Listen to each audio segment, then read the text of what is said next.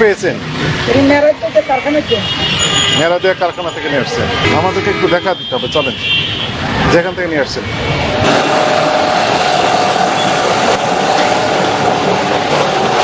ভালো আছেন? এবার কোথায় যাবে এগুলো? মাংসের দোকানে?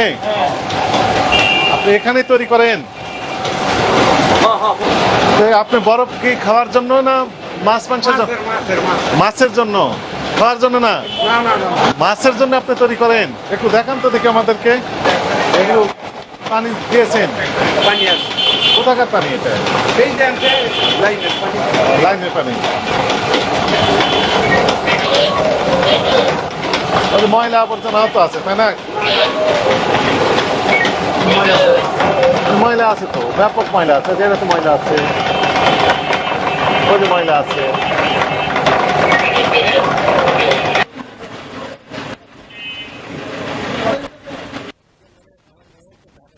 এই যে অস্বাস্থ্যকর পরিবেশে আপনি বরফ তৈরি করছেন, আইস তৈরি করছেন, আপনার হাতেরও তো সমস্যা।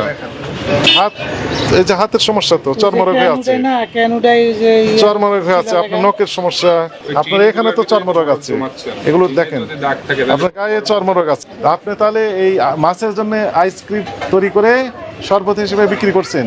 আপনি বুঝতে পেরেছেন ভুল হয়েছে? সতর্কতামূলকভাবে 20,000 টাকা জরিমানা আরোপ করা হলো।